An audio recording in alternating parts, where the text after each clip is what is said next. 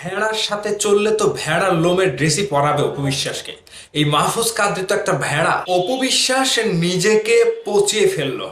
অপু বিশ্বাস নিজেকে প্রতিযোগিতায় ফেলে একেবারে নিচে নামিয়ে ফেললো। কই বুবলি তো কখনো এরকম করে না। বুবলি তো এরকম কখনো দর্শকের সামনে এত বিশ্রী ভাবে কিসনির মতো পোশাক পরে সামনে আসে না। এর দিক থেকে বুবলি ভালো। এখন বুবলির ভক্তরা অপু বিশ্বাসকে যে পরিমাণে ট্রোল করছে, অপু বিশ্বাস তো রীতিমতো কোথায় যাবে জায়গা খুঁজে পাচ্ছে না। ভাই, এটা করার দরকার। অপু বিশ্বাসের এটা শিক্ষা পাওয়া দরকার, যে শিক্ষাটা আজকে অপু বিশ্বাস পাচ্ছে। সারা জীবন তিনি সুনাম কুড়িয়েছে, সারা জীবন তিনি দর্শকের কাছে ভালোবাসা পেয়েছে। শাকিব খানের নায়িকা হয়ে সারা জীবন তিনি পর্দায় যেভাবে শালীনতার সঙ্গে পোশাক পরে, ড্রেস পরে সিনেমাতে অভিনয় করেছে, কিন্তু বাস্তব জীবনে সেটা উল্টো। উল্টো ডাঙায় হাঁটছে চিত্রনায়িকা অপু বিশ্বাস।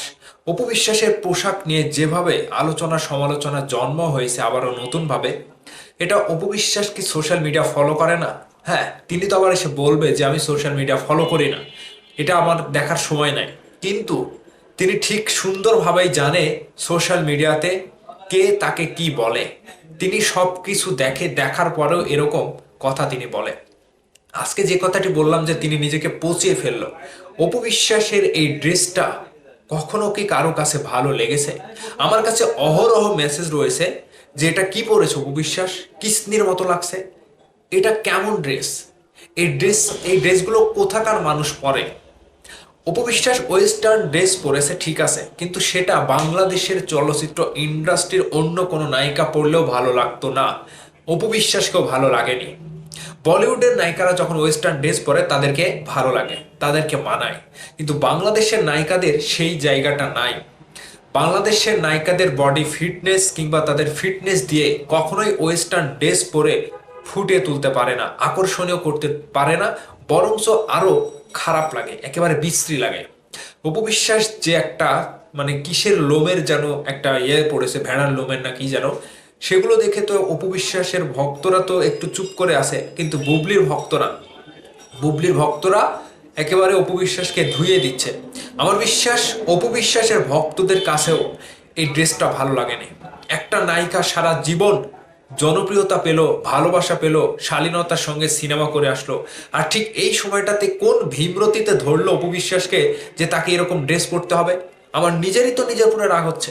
হ্যাঁ, আমি খারাপভাবে বলছি না, তার আমি বদনাম করছি না, আমি শুধু বলছি যে এটা অপু বিশ্বাসের ঠিক হয়নি, এই ড্রেসটা অপু বিশ্বাসের সাথে যায় না।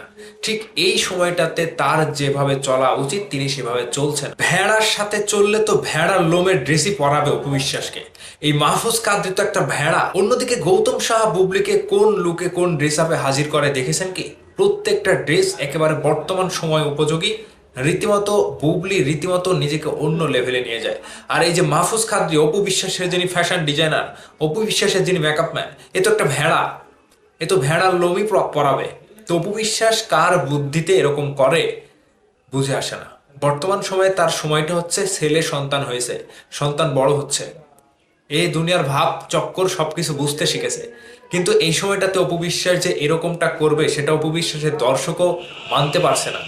দরকার কি রে ভাই এরকম করে নিজেকে মানে প্রকাশ করে অযথায় নিজেকে সমালোচনার জন্ম দেওয়া? সেটা সমালোচনা যদি ভালো সমালোচনা হয় সেটা না হয় ঠিক ছিল, কিন্তু এমন কিছু করেছে যেটা অপু বিশ্বাস নিজেকে পচিয়েই ফেললো।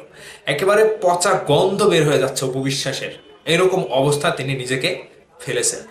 আবার তিনি এসে বারবার বলবে যে হ্যাঁ, আমাকে নিয়ে যত সমালোচনা করেন করেন, ঠিক আছে। তো এগুলো আসলে প্রধান সারির নায়িকা অপু বিশ্বাসের কাছ থেকে আমরা আশা করিনি।